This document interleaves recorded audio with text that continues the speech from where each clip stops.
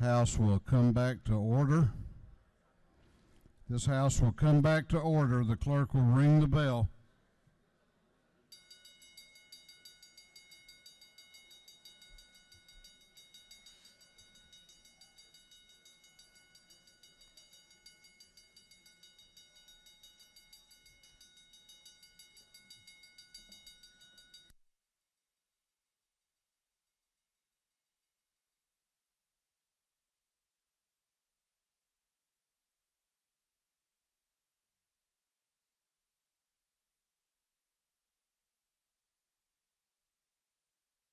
Clerk will read the caption to a group of privileged resolutions. Recognizing March 21st, 2018 is Down Syndrome Consortium Day at the state capitol. Recognizing and commending Alani Jenkins on the occasion of her retirement. Commending the Georgia National Association of Groundwater Professionals and the National Groundwater Association, and recognizing March 11 through 17, 2018 as National Groundwater Awareness Week. Recognizing and commending Adriana Maria Rosario for receiving the National Hispanic Heritage Foundation's National Education Youth Award. Recognizing and commending the Honorable Michael P. Boggs for his tenure on the Georgia Council on the Criminal Justice Reform. Commending the Ronald J. Freeman chapter of the Black Law Students Association, and recognizing March 14, 2018 as Black Law Students Association Day at the state capitol. Commending Tommy Welch, 2017-2018 Georgia Principal of the Year, and for other purposes. That completes the reading of the privileged resolutions.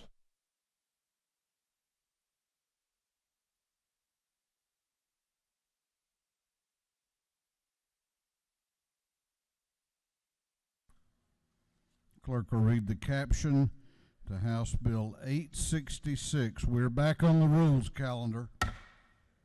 We're back on the rules calendar.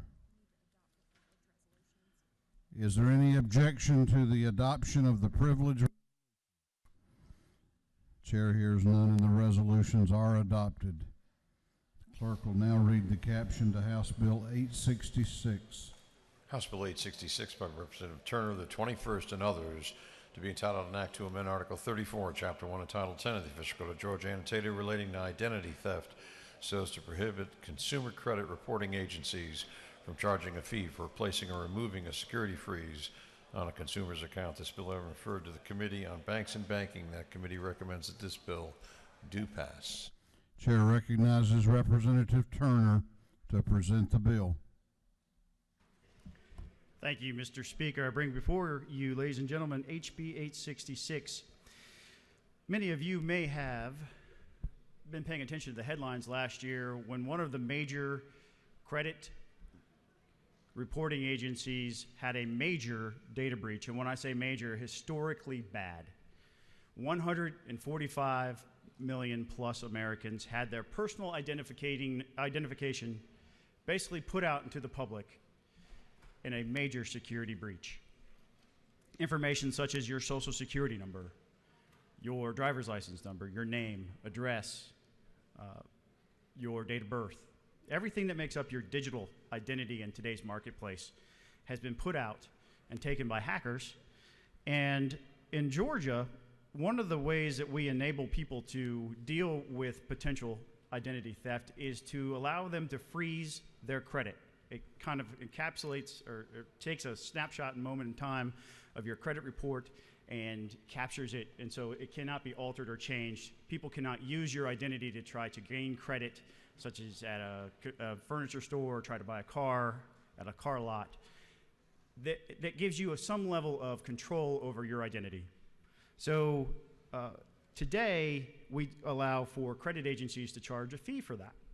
The irony in this is that for you the reason why you need to freeze your credit, and you all should be freezing your credit today, is because the same companies that you would pay to freeze your credit are the ones that let your data out.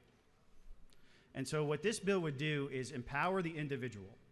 I've had some questions from folks asking me, this is a private entity, but as an individual in Georgia, you do not have a direct voluntary relationship with a credit reporting agency.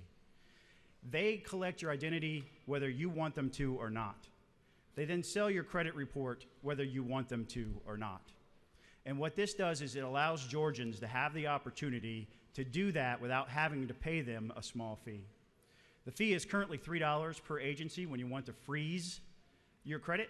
It's $3 to unfreeze it. There are 3 credit reporting agencies. It's $9 to freeze for an individual. It's $18 for a cycle. And I will end by thanking my co-sponsors for this bill and Chairman Morris, whose committee it went through. It was a professionally run committee, but I also want to thank Chairman Earhart, Chairman Mccall, Chairman Houston, Representative Lurica, and Representative Donahue for their hard work in helping me with this piece of legislation. And Mr. Speaker, if there are any questions, I will yield. You have a question if you care to yield. Yes, sir. Chair recognizes Representative Morris to your left for a question. Thank you, Mr. Speaker. Does the gentleman yield? Certainly. So is it true that if a couple unlocks their credit, they're both paying this fee to unlock the credit? Yes, sir. So for a couple, it would be $18 to freeze their credit and another $18 to thaw their credit. So you're looking at a $36 per cycle event every time you wanted that to happen. As a victim of identity theft, I'd like to thank you for carrying this bill. Thank you, sir. I appreciate it. Mr. Speaker, if there are no further questions, I'll ask for... You have one more question if you care to yield. Yes, sir, I will. Chair recognizes Chairman Parsons to your left. Thank you, Speaker. Does the gentleman yield? Yes, sir. Just for clarification, isn't it true that in addition to all those individuals whose information was released, that Equifax was also a victim in this situation? They were a victim to hacking on their system, that they were a victim as well as the people whose names were and information was released. I would agree with that, sir, yes. Thank you. Thank you, Mr. Speaker. I ask for your favorable consideration. Is there any objection to the previous question being ordered? The chair hears none. The previous question is ordered. Is there any objection to agreeing to the report of the committee, which was favorable to the passage of the bill? The chair hears none. The report of the committee is agreed to. Shall this bill now pass? All those in favor of the passage of House Bill 866 will vote aye. Those opposed will vote no, and the clerk will unlock the machines.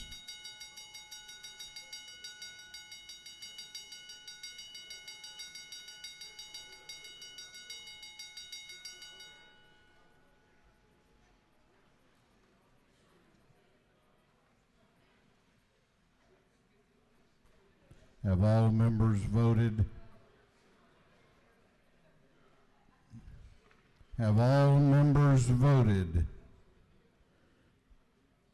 If so, the clerk will lock the machines. On the passage of House Bill 866, the ayes are 168, the nays are 1. This bill having received the requisite constitutional majority is therefore passed.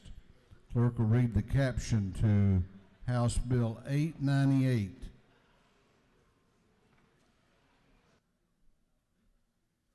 House Bill 898 by Representative Powell, 32nd, to be entitled an act to amend Chapter 2, Title 40 of the Official Code of Georgia, Annotated, relating to the registration and licensing of motor vehicles so as to revise provisions relative to fleet vehicles and fleet vehicle registration plans. This bill having referred to the Committee on Motor Vehicles. That committee recommends that this bill do pass. Chair recognizes Chairman Alan Powell to present the bill. Thank you, Mr. Speaker, and ladies and gentlemen of the House. Bring to you this afternoon House Bill 898. This is a bill, ladies and gentlemen, that would allow the Department of Revenue to issue fleet tags for vehicles that are 100 or more, and it may be that might change when it goes over to the Senate, but this is a bill that's been worked on for the last 2 years with a lot of our businesses in Georgia that run a lot of fleet vehicles to make it simpler for the process for them to get the decals on there. 2 years ago, we passed legislation out of this House that would allow the Department of Revenue to have the oversight to create rules and regulations to deal with this, and this takes it to the next step. Just allows them to develop and issue fleet tags for fleet vehicles. Be glad to answer a question, and if there's none, I'd appreciate your favorable consideration. You have no questions. Is there any objection to the previous question being ordered? The chair hears none. The previous question is ordered. Is there any objection to agreeing to the report of the committee, which was favorable to the passage of the bill? The chair hears none. The report of the committee is agreed to. Shall this bill now pass? All those in favor of the passage of House Bill 898 will vote aye. Those opposed will vote no, and the clerk will unlock the machines.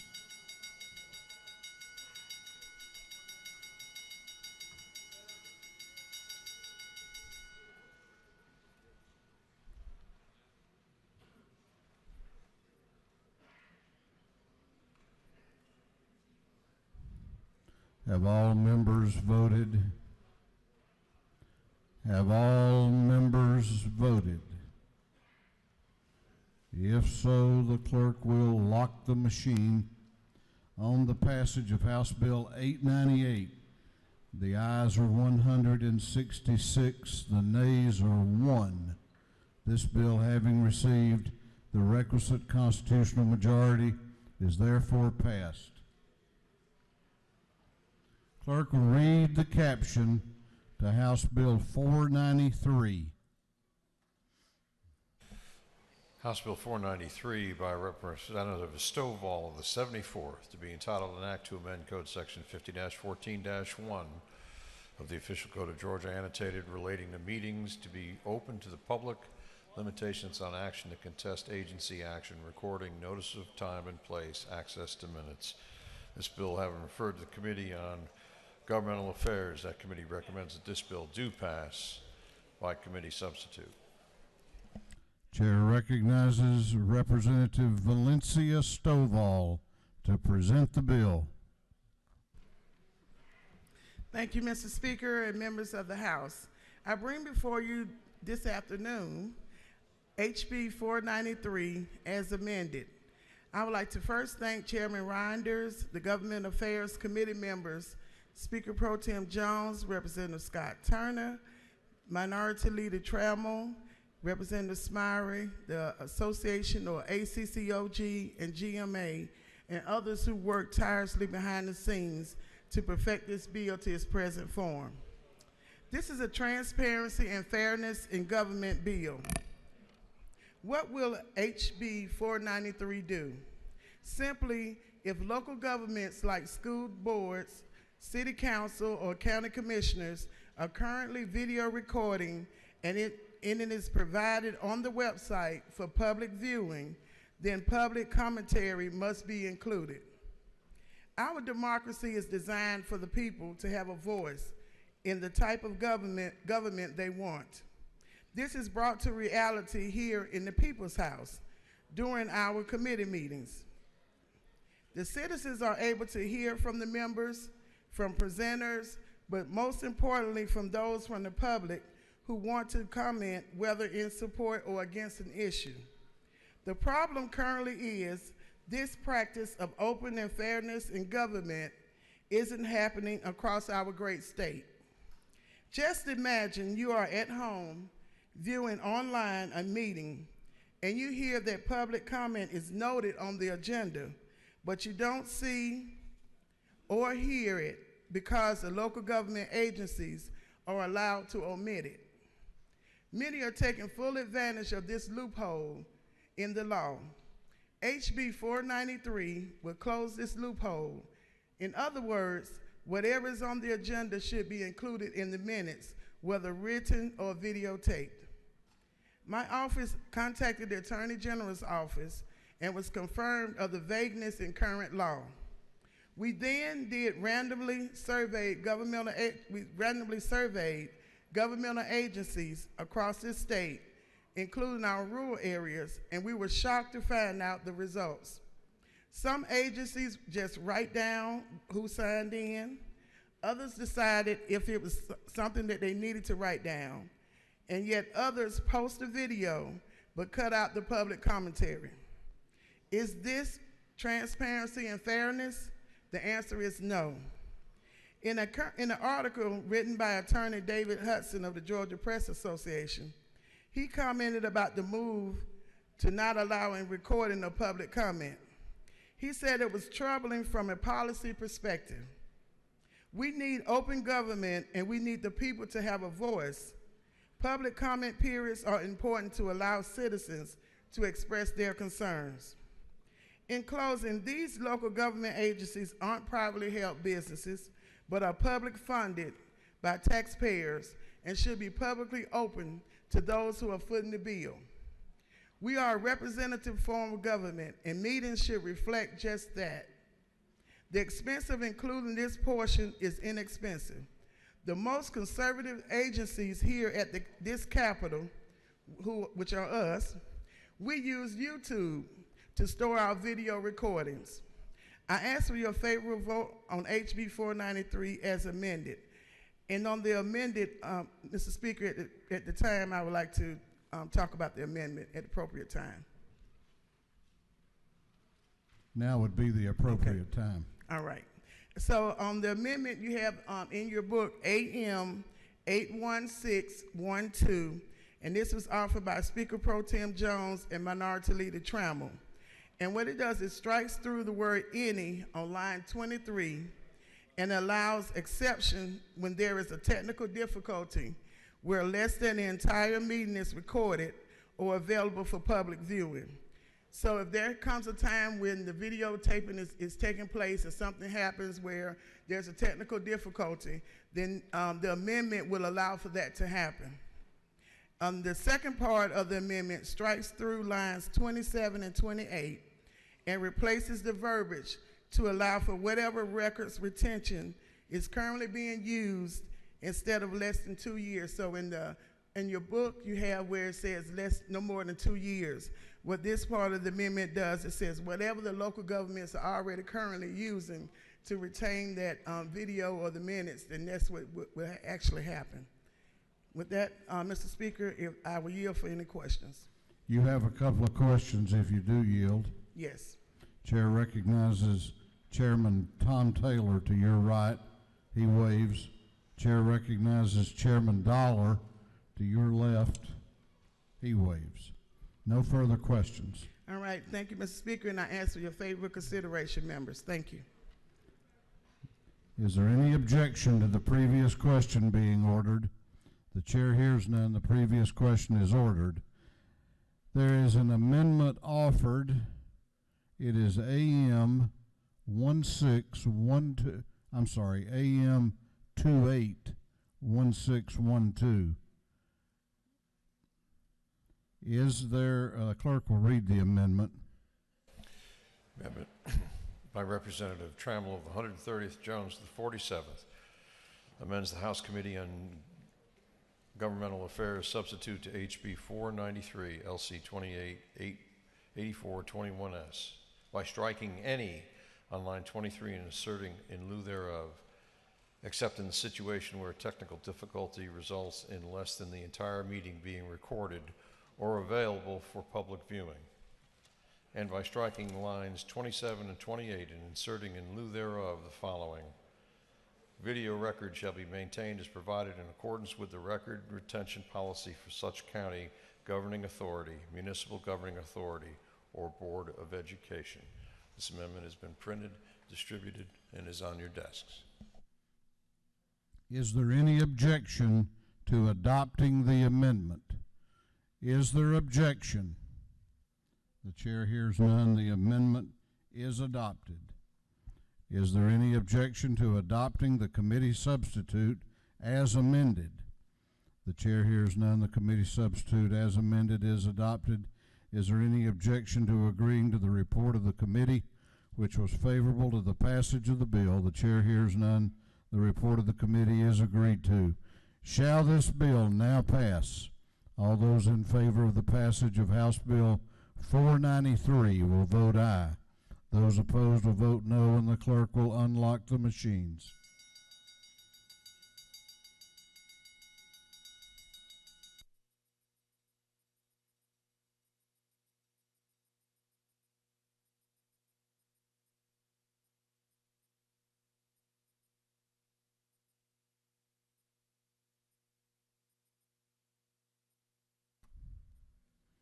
Have all members voted? Have all members voted?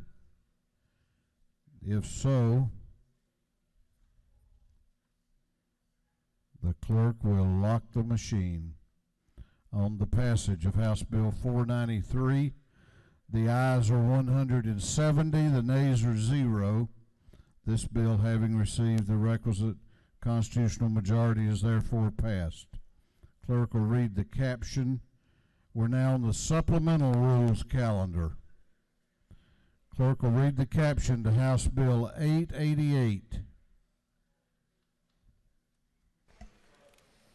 House Bill 888 by Representative Knight of the 130th, to be entitled an act to amend Part 1 of Article 2 of Chapter 5 of Title 48 of the Official Code of Georgia, Annotated, relating to tax exemptions from property tax so as to change certain reporting requirements. This bill having referred to the Committee on Ways and Means, that committee recommends that this bill do pass by committee substitute.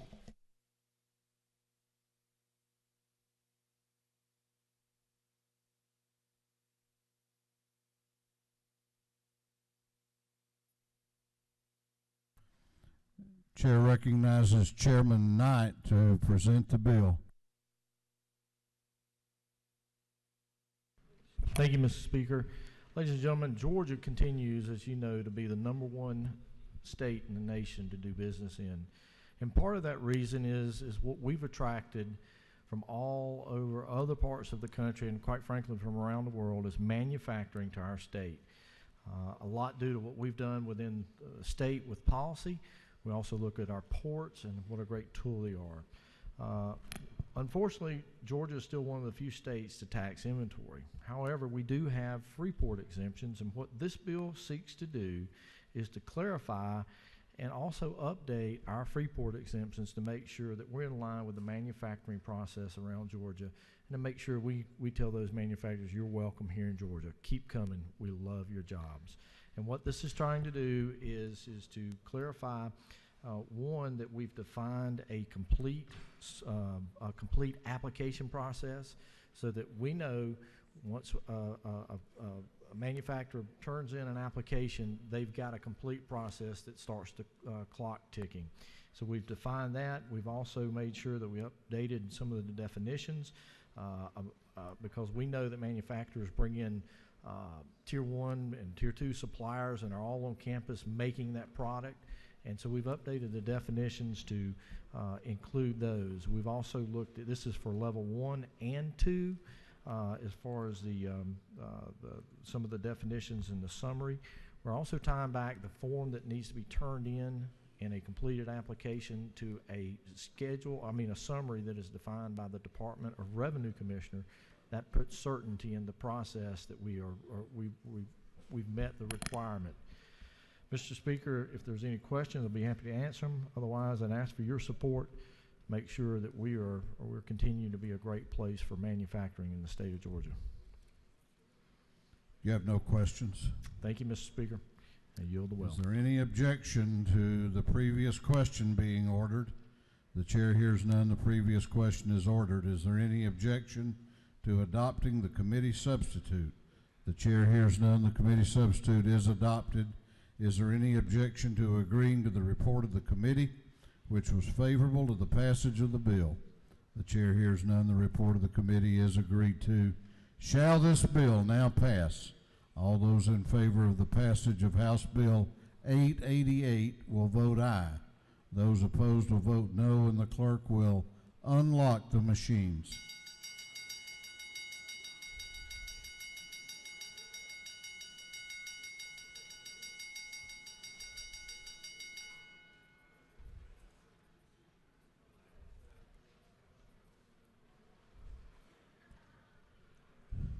Have all members voted? Have all members voted? If so, the clerk will lock the machines.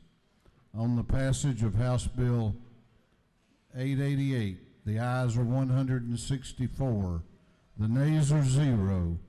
This bill, having received the requisite constitutional majority, is therefore passed. Clerk will read the caption to House Bill 934.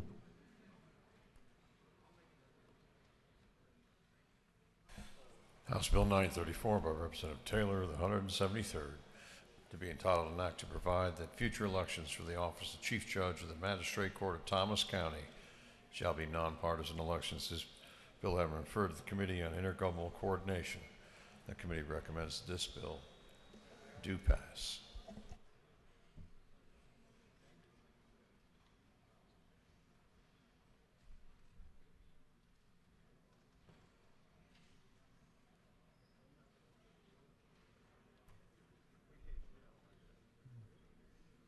Chair recognizes Chairman Darlene Taylor to present the bill.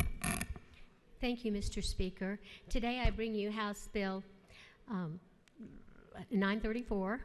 This is local legislation, and it has passed by the Thomas County Board of Commissioners and the 3-member delegation. We're asking for our magistrate court to be nonpartisan.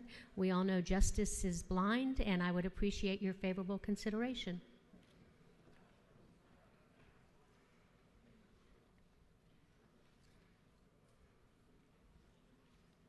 You have no questions? Thank you. I yield the well. Is there any objection to the previous question being ordered? The chair hears none. The previous question is ordered. Is there any objection to agreeing to the report of the committee, which was favorable to the passage of the bill? The chair hears none. The report of the committee is agreed to. Shall this bill now pass? All those in favor of the passage of House Bill 934 will vote aye. Those opposed will vote no, and the clerk will unlock the machines.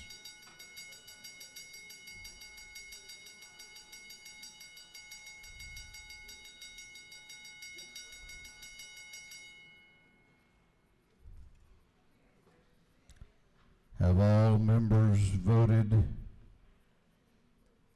Have all members voted? If so, the clerk will lock the machines. On the passage of House Bill 934, the ayes are 112, the nays are 50. This bill, having received the requisite constitutional majority, is therefore passed.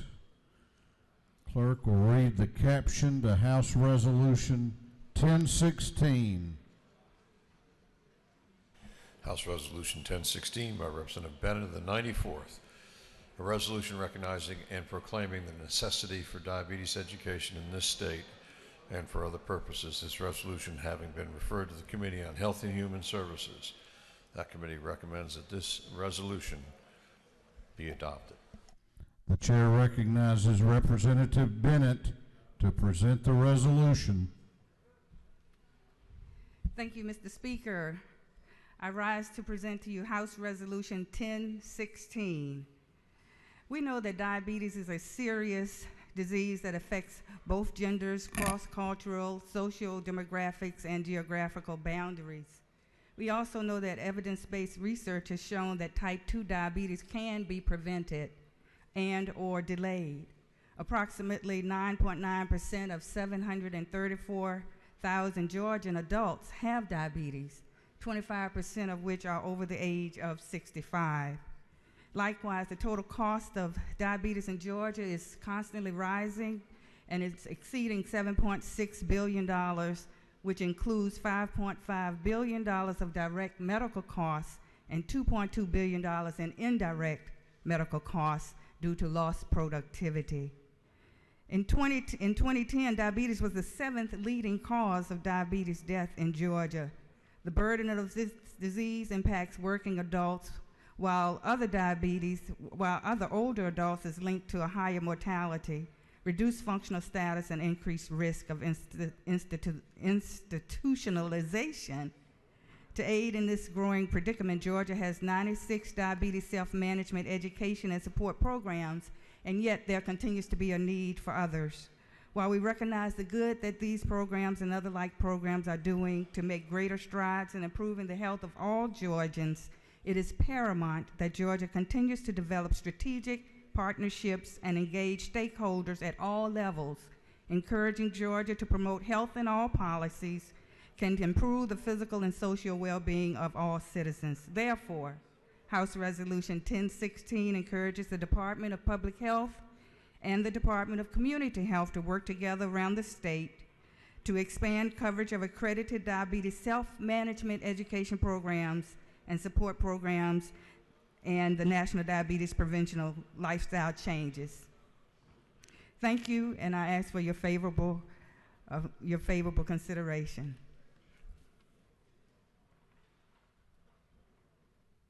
You have a question if you care to yield. I yield, sir. Chair recognizes Representative Al Williams to your left for a question. Will the lady yield? I'll yield. I'm duly impressed with your vast knowledge of diabetes. Is it not true that I'm looking forward to seeing your next bill, and I will bring a lunch with me? Thank you for the bill. Thank you. As long as it's low carb. Thank you, Mr. Speaker. If there are no other questions, I yield as well. Is there any objection to the previous question being ordered?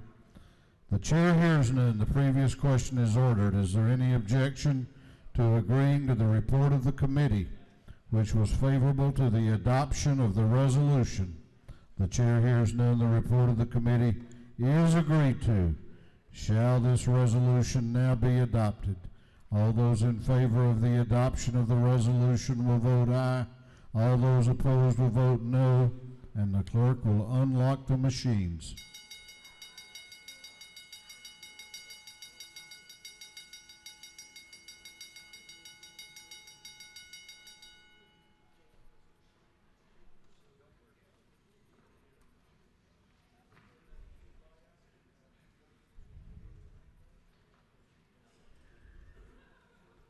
Have all members voted? Have all members voted? If so, the clerk will lock the machines. On the adoption of House Resolution 1016, the ayes are 163, the nays are 0. This resolution, having received the requisite constitutional majority, is therefore adopted.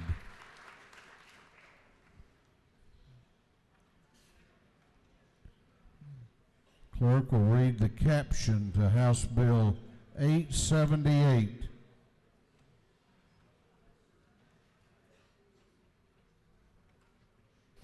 House Bill 878 by Representative Clark, 147th and others, to be entitled an act to amend Code Section 33-24-44.1 of the Official Code of Georgia Annotated relating to procedure for cancellation by an insured and notice so as to change certain provisions regarding cancellation of an insurance policy by an insured. This bill having referred to the Committee on Insurance, that committee recommends that this bill do pass by committee substitute.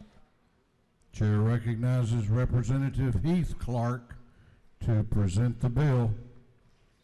Thank you, Mr. Speaker. Members of the House, I have HB 878. This bill simply allows for insurance companies and agents to accept a notice of cancellation for an insurance policy orally via a phone call. If they do choose to accept a cancellation via a phone call, it is mandated, required that they document it in the policy file to have a written document history of that notice of cancellation. That's the bill, Mr. Speaker, and I will yield for any questions. You do not appear to have any questions. Thank you, and I appreciate your favorable consideration. We have others that wish to be heard. Chair recognizes Chairman Johnny Caldwell to speak to the bill. Members, I sincerely hate to rise and oppose someone else's bill. But based on my background of being in law for some 47 years, I think we may be moving on a very slippery slope. Couple of things. We would now void a contract, which you have to have when you have insurance. You sign for it. the company signs for it, on a verbal notification. I'm not trying to say that the insurance companies don't need this possibly, but just on a voice notification, it would cancel a policy. I've been in domestic law for 47 years, for 15, of course, as a Superior Court judge. The minute that people get in a domestic dispute and get in the midst of the divorce, the separation, or the divorce itself, one party always calls to cancel the insurance. I promise you they do. If you have a contract in my law office, and I have it all the time with clients, and they say they don't want me to represent them anymore, they have that right. All they do is come in, or we send it to them, and they sign and say, "You're not my lawyer anymore." It's that simple. I just think this is a very slippery slope for insurance. Let's take an automobile as an example. You have a policy. One person has called and canceled. The next day there's a wreck, and the other party didn't cancel. You have all these types of different things. It could get into medical insurance, health insurance, and on and on. And so I oppose it. I hate to do so. And with that, Mr. Speaker, I yield the will.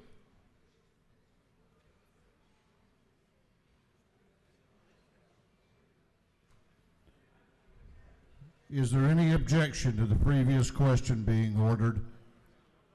The chair hears none. The previous question is ordered. Is there any objection to adopting the committee substitute? The chair hears none. The committee substitute is adopted. Is there any objection to agreeing to the report of the committee, which was favorable to the passage of the bill? The chair hears none. The report of the committee is agreed to. Shall this bill now pass? All those in favor of the passage of House Bill 878 will vote aye. All those opposed will vote no, and the clerk will unlock the machine. For what purpose does Representative Clark rise? Parliamentary inquiry. State your inquiry. Is it not true that all those things that the gentleman said are currently possible with written or electronic notification of cancellation?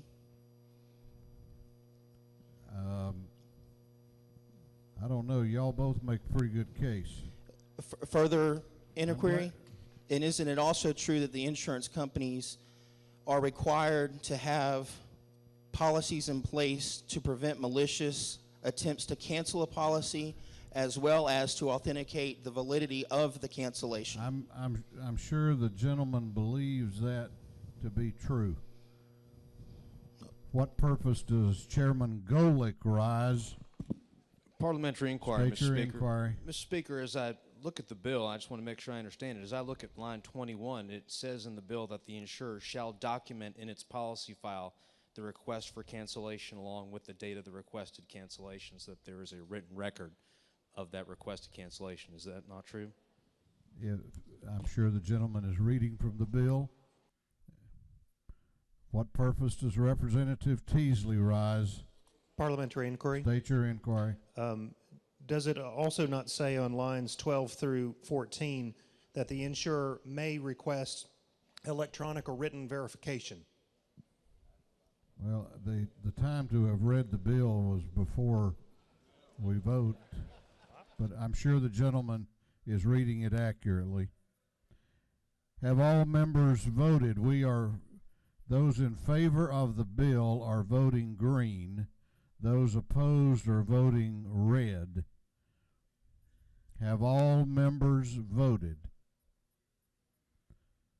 Have all members now voted? If so, the clerk will lock the machines. On the passage of House Bill 878, the ayes are 73. The nays are 88. This bill has failed to receive a constitutional majority. What purpose does Representative Clark rise? To make a motion? State your motion. Motion to reconsider.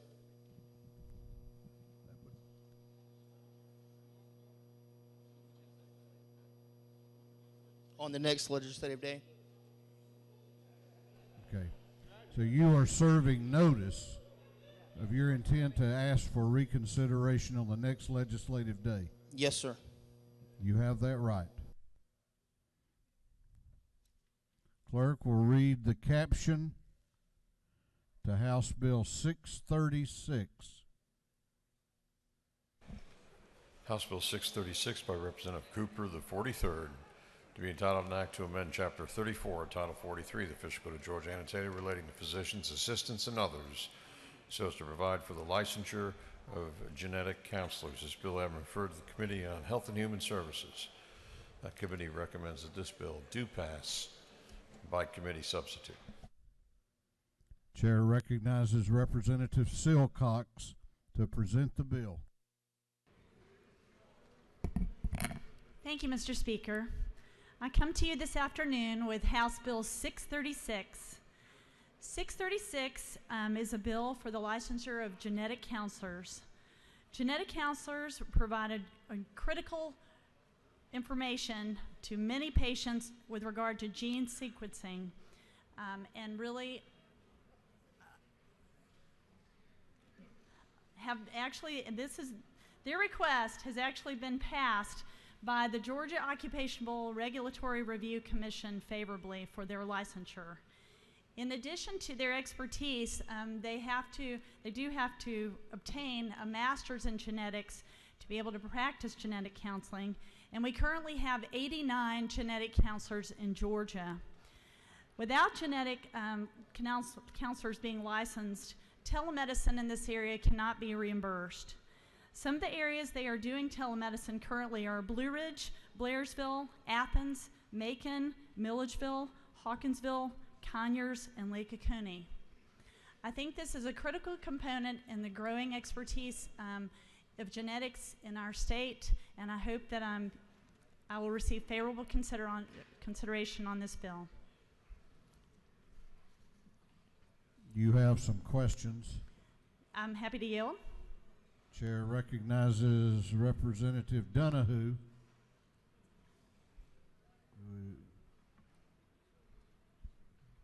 Must be a ghost over there, Representative Chandler. I can't see him. Can you? Okay. Chair recognizes Chairman Setzler to your right for a question. Does the lady yield? Yes, I do. We had a discussion about this earlier, isn't it true? And I have a question for you that I wanted to maybe have you share with the body. What is the effect of trained genetic counselors on the likelihood of women carrying troubled pregnancies through to completion? Isn't it true you said that the likelihood Yes. of women not deeming pregnancies futile is higher when there's actually trained genetic counselors? The gentleman knows of what he speaks. I really appreciate that question, and I was delighted to learn that those who do receive genetic counseling are actually 50% less likely to have an abortion than those do not. So I think this is an important service for ladies that may have troublesome pregnancies. I hope those statistics would carry forward in Georgia, but I've heard the lady's presentation of that. I appreciate that. Thank you. There are You have no further questions. There are no further questions. No further questions. I believe we have an amendment, Mr. Speaker. You do. Okay.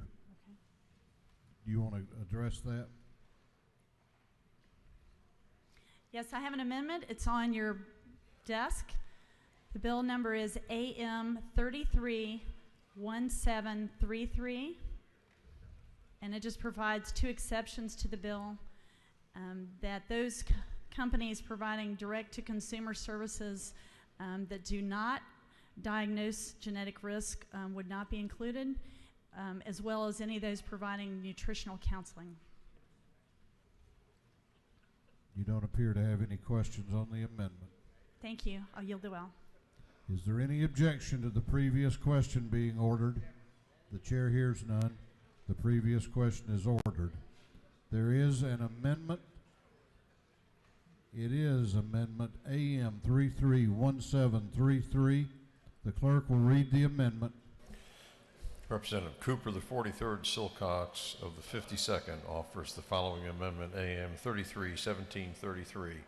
Amend the House Committee on Health and Human Services substitute to HB 636, LC 337275S by striking "or" at the end of line 222 and by replacing line 228 with the following. Counseling intern.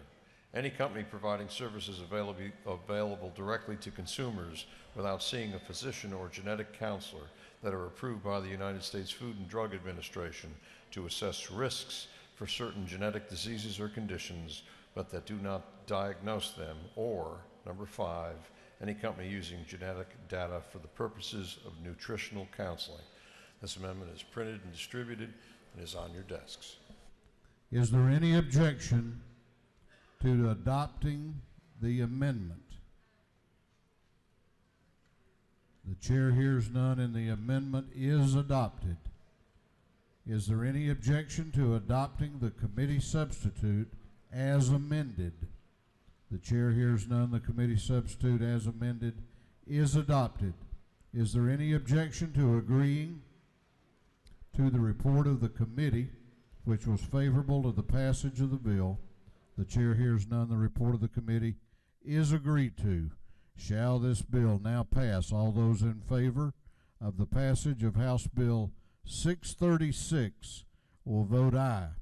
Those opposed will vote no, and the clerk will unlock the machines.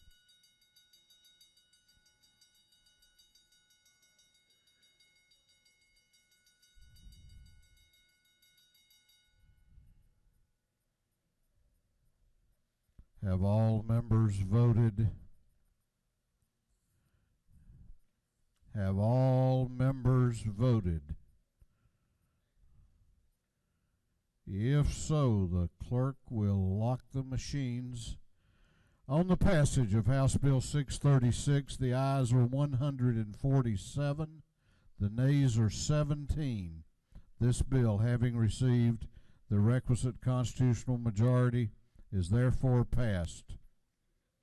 Clerk will read the caption to House Bill 373. House Bill 373 by Representative Knight of 130th to be titled an act to amend Article 1 of Chapter 5 of Title 48 of the Official Code of Georgia Annotated relating the general provisions regarding ad valorem taxation of property so as to change certain requirements for proof of bona fide conservation use. This bill I refer to the Committee on Ways and Means. That committee recommends that this bill do pass by committee substitute.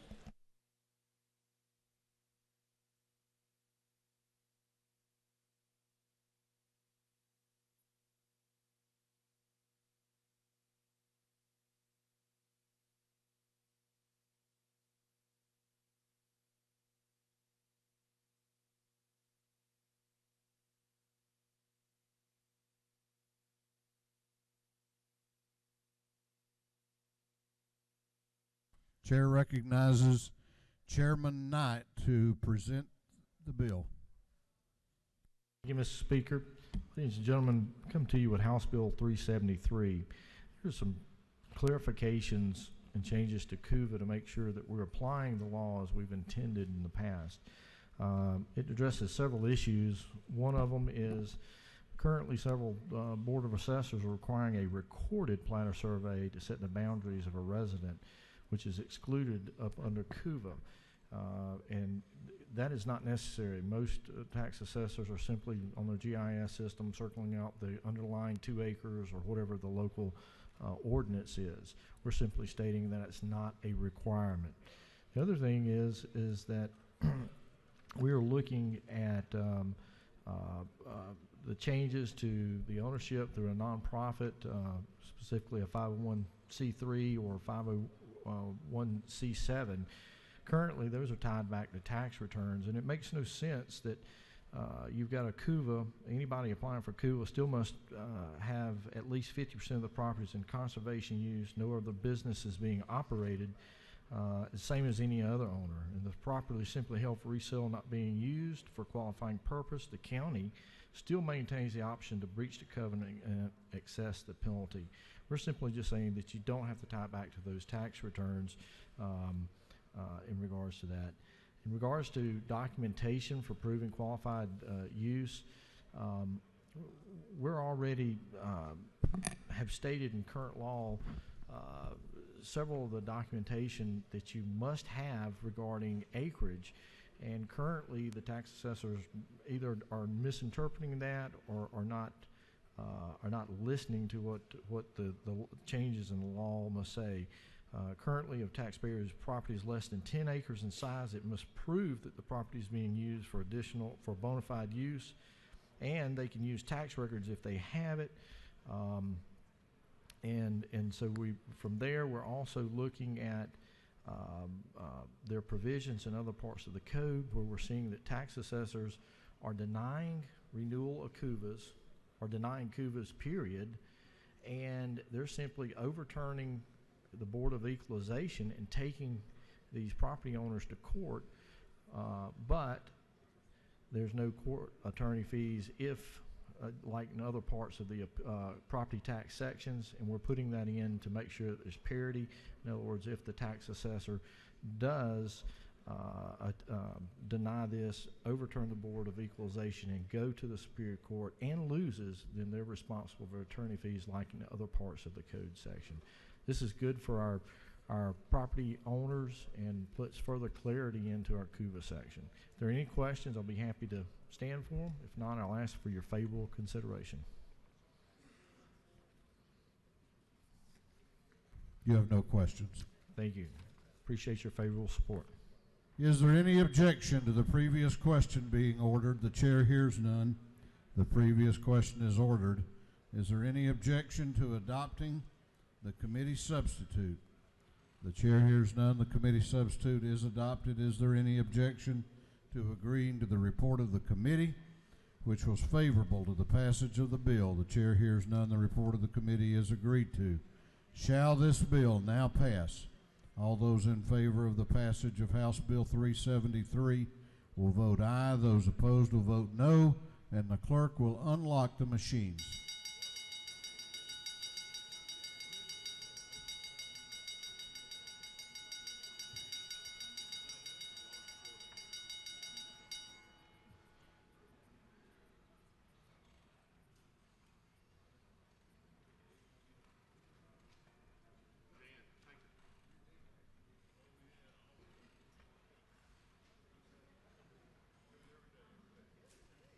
Have all members voted? Have all members voted? If so, the clerk will lock the machine on the passage of House Bill 373. The ayes are 165, the nays are 0. This bill, having received the requisite constitutional majority, is therefore passed. Clerk will read the caption to House Bill 647. House Bill 647 by Representative Dempsey, the 13th, be titled Official Code of Georgia Annotated, relating the Department of Community Health so as to provide for a pilot program to provide coverage for the treatment and management of obesity and related conditions. This bill having been referred to the Committee on Health and Human Services. That committee recommends that this bill do pass by committee substitute. Chair recognizes Chairman Dempsey to present the bill. Thank you, Mr. Speaker. HB 647 creates another pathway to further the discussion on dealing with the obesity challenge that faces our entire state, but particularly our state health benefit employees. It's about overall health. It's not about looking better. It's about overall health and life-saving opportunities. This would allow a maximum of 1,000 employees, members of our state health benefit plan, to participate, to have the opportunity to apply and to participate in a pilot program. The pilot will be for 2 years. There are 4 medications and 1 injectable that has been found to be safe by the FDA to help in this way to become healthier. The reality is that 50% of most people who are diagnosed as being obese will develop diabetes, heart disease, hypertension, arthritis, obesity-related cancer, sleep apnea, gallbladder disease, and other health issues related to obesity. It's very expensive. In the summer of 2017, DCH conducted a pilot with 564,000 people. That's roughly the number of members in the state employee benefit plan last summer. They found that 70%, as I said, were either overweight or obese. The costs of this are pretty impacting. It's estimated that the total cost from just that population group alone will be $1.4 billion, and additional dollars more than a healthy member would accrue. It's a serious issue. It's about safety, it's about health, it's about a life-saving opportunity. Mr. Speaker, if there are any questions, I'll be glad to take them. If not, I would ask for your support to help our employees and our retired employees live healthier, less expensive lives for our plan. You have a question if you care to yield. I do, Mr. Speaker. Chair I will yield. recognizes Representative Stovall to your left for a question. That's the lady yield. I do. Can you explain what's the difference between this one and there was another bill dealing with bariatric surgery that you brought before us earlier, because I was a little confused between the two. Right. Well, there's several differences. The main one, though, would be that that is a surgical procedure. And for many who are dealing with this challenge, the life-altering surgery is not an option they choose. They'd rather try themselves. There are people who do respond to these drugs. It's been found that if you even lose 5% of your weight, you're going to be much healthier and deal with fewer of those comorbidity situations. So this is another step. I would think it could be a first step, quite possibly. You will respond positively to the drugs very quickly. It's usually, the window I think is between 12 and 16 weeks, where it will be known that that is not the way that you're going to do. And it's not just medication. It includes nutrition counseling, long-term wellness plan. You have to be a member of the wellness plan. It's a total health perspective. It's not necessarily easier, but it might be a choice that many people would pick over surgical procedures. No further questions. Thank you, Mr. Speaker. I yield the well and ask for your favorable support. Is there any objection to the previous question being ordered? The chair hears none. The previous question is ordered. Is there any objection to adopting the committee substitute? The chair hears none. The committee substitute is adopted. Is there any objection to agreeing to the report of the committee, which was favorable to the passage of the bill? The chair hears none. The report of the committee is agreed to. Shall this bill now pass? All those in favor of the passage of House Bill 647 will vote aye. Those opposed will vote no, and the clerk will unlock the machines.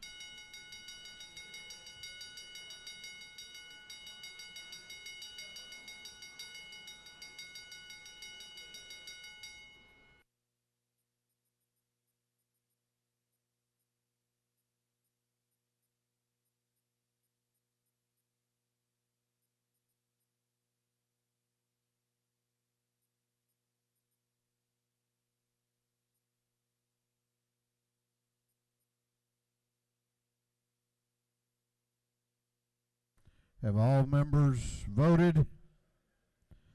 Have all members voted? If so, the clerk will lock the machines. On the passage of House Bill 647, the ayes are 134, the nays are 29. This bill, having received the requisite constitutional majority, is therefore passed. Clerk will read the caption to House Bill 885. House Bill 885 by Representative McCall of the 33rd to be entitled an act to amend Article 1 of Chapter 9 of Title 12 of the Official Code of Georgia, annotated the Georgia Air Quality Act, so as to revise certain provisions relating to limitations on the effect of said act on powers of the Board of Natural Resources. This bill having been referred to the Committee on Natural Resources and Environment, that committee recommends that this bill do pass by committee substitute. Chair recognizes Chairman McCall to present the bill. Thank you, Mr. Speaker. If you look on line 30 to 33, it's where some new language is being added. There's an open burning ban that prohibits burning yard waste or land clearing debris excuse me, from May 1st to September the 30th, which is basically your summer months in 54 counties. Those 54 counties go from Carrollton to Augusta and Lafayette to Parish. So that gives you an idea how many acres, and how many counties that is that has the burn ban during the summer months. All this language says is that EPD can't prohibit agricultural burning within those counties.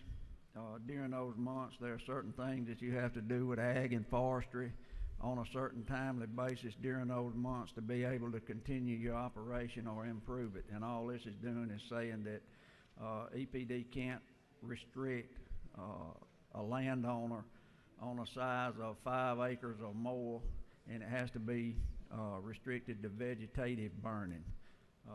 Chairman Jaspers and Chairman Knight and myself have had calls on top of calls wanting to know why they can't do certain ag burns, and those burns are everything from excuse me, from disease control to land clearing activities to improve the land on the farm. So if there's not any questions, I appreciate you voting for it. If there is any, I'll try to answer them, Mr. Speaker. You have a question if you care to yield. Yes, sir, I will. Chair recognizes Representative Ridley to your right for a question. Yes, sir. Gentleman yield. Yes, sir. Those counties that you just described there, is that not the same ones that's got we can't bait deer in? No, we got that line to get rid of on a different bill if y'all would. But this and you know that line is an agricultural line too, I think. But right now on this bill, we're talking about the 54 counties that you can't burn in. So if there's not any more questions, Mr. Speaker, I'd appreciate you voting for this. Thank you. No further questions.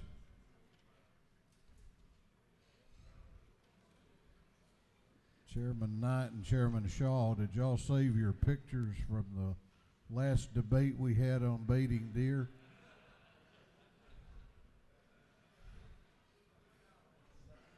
Is there any objection to the previous question being ordered? The chair hears none. The previous question is ordered. Is there any objection to adopting the committee substitute? The chair hears none. The committee substitute is adopted. Is there any objection to agreeing to the report of the committee which was favorable to the passage of the bill? The chair hears none. The report of the committee is agreed to. Shall this bill now pass? All those in favor of the passage of House Bill 885 will vote aye. Those opposed will vote no, and the clerk will unlock the machine.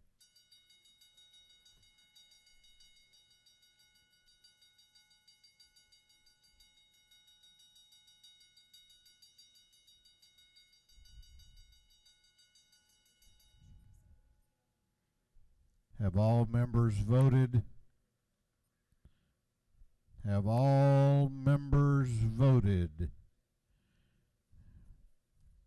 If so, the clerk will lock the machines. On the passage of House Bill 885, the ayes are 167, the nays are 1. This bill, having received the requisite constitutional majority, is therefore passed. House Bill 793, which was postponed until today, will be postponed until the next legislative day. House Bill 713 will be postponed to the next legislative day. House Bill 969 will be postponed to the next legislative day. Going on to announcements. Chair recognizes the chairman of the House Rules Committee for an announcement. Thank you, Mr. Speaker. Y'all want to go home? Okay. There will not be a Rules Committee meeting tomorrow morning. Chair recognizes Chairman Beverly for an announcement. Thank you, Mr. Speaker. If we can have the McBib delegation sworn down. Tomorrow is a fantastic day at the Capitol. We will have Macon Bibb County Day, which is arguably the best day here. And we would love for you to come. It's called a Taste of Macon. A Taste of Macon, so we hope for you guys to come on down. That's right. We'll be at the freight depot from 5 to 7. You guys don't get to the well very much? That's right. That is what the problem is. Yes, sir. Thank you.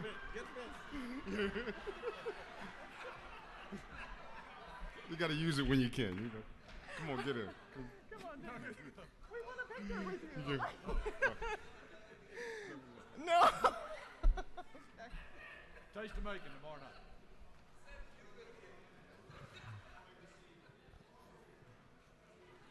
Chair recognizes Chairman Ballinger for an announcement. Well, it will probably not be as fun. Your Juvenile Justice Committee meeting will meet upon adjournment over in 415 in the CLOB. We have a couple of bills that we need to get out, so I'd appreciate everyone's attendance. Thank you.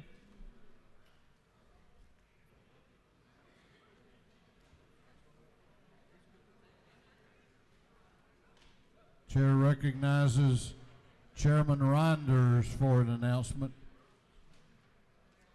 Thank you, Mr. Speaker. There will be a full Governmental Affairs Committee meeting tomorrow at 1 o'clock in room 606 of the LOB. Full Governmental Affairs tomorrow at 1 o'clock, 606 LOB. Thank you, Mr. Speaker. Chair recognizes Chairman Hatchett for an announcement. Thank you, Mr. Speaker. The Majority Caucus will meet for lunch and a meeting tomorrow at noon in room 403 of the Capitol. Lunch meeting. Chair recognizes Chairman Tom Taylor for an announcement. Thank you, Mr. Speaker. The Subcommittee on Film and Entertainment of Economic Development will be hosting Georgia Film Day tomorrow here at the Capitol. Huge industry here. A lot of players in the industry will be down here. Also, for subcommittee members, there will be lunch served in my office at noon tomorrow. Thank you, Mr. Speaker. Chair recognizes Representative Brockway for an announcement. Thank you, Mr. Chairman. The State Government Administration Subcommittee of Governmental Affairs will meet tomorrow at 11 a.m. in room 606 of the CLOB. Thank you. Chair recognizes Representative David Clark for an announcement. Thank you, Mr. Speaker. I just want to say to all my colleagues, Bible study Wednesday, 7:15 a.m. in room 125 of the Capitol. We'd love to see all you there. Chair recognizes Representative Abel Mabel Thomas for an announcement. Thank you, Mr. Speaker. I want to announce that the Georgia Production Partnership will be here tomorrow, I think from about 8:30 to maybe 11:30 or 12. And so they will be in the, I think, South Wing, but I want to make sure that people interested in film know that they will be there.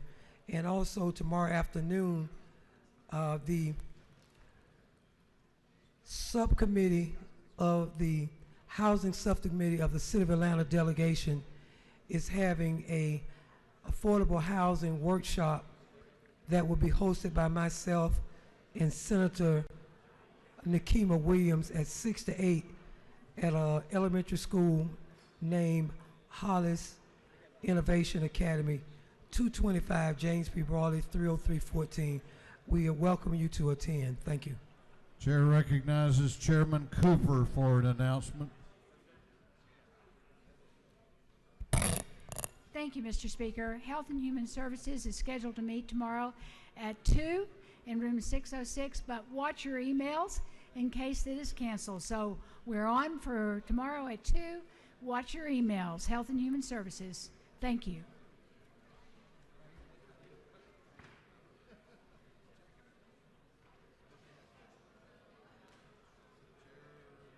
Chair recognizes Chairman Green for an announcement. State Properties will meet tomorrow at 2 o'clock. Tomorrow at 2 o'clock, State Properties. Chair recognizes Chairman Setzler for an announcement. Tomorrow morning, 9 a.m., the Setzler Subcommittee of Judiciary Non-Civil will meet in 406 CLOB. The Setzler Subcommittee will take up 3 bills. Chair recognizes Chairman Golick for an announcement. Thank you, Mr. Speaker. Judiciary Non-Civil will meet tomorrow at 1:30 p.m. in room 403 of the Capitol. 1:30 p.m. tomorrow. Thank you. Chair recognizes Representative Reeves for an announcement. Thank you, Mr. Speaker. The Reeves Subcommittee of Judiciary Non-Civil will meet tomorrow morning at either 10:30 or upon adjournment of the Setzler Subcommittee in room 132 of the Capitol. Thank you. That completes our announcements, except we do have a big birthday tomorrow. I haven't decided yet what I'm going to get him. That remains to be seen, but happy birthday, Leader Trammell.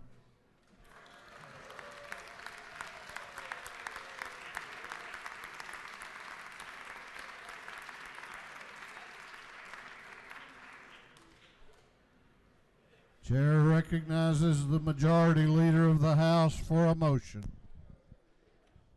Mr. Speaker, I move this House stand adjourned until 10 a.m.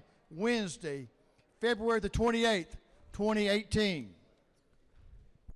The Majority Leader has moved that this House be adjourned until 10 a.m. on Wednesday, February 28th. All in favor of the motion will say aye. Those opposed will say no. The ayes have it. This House will be adjourned until Wednesday, February 28th at 10 a.m.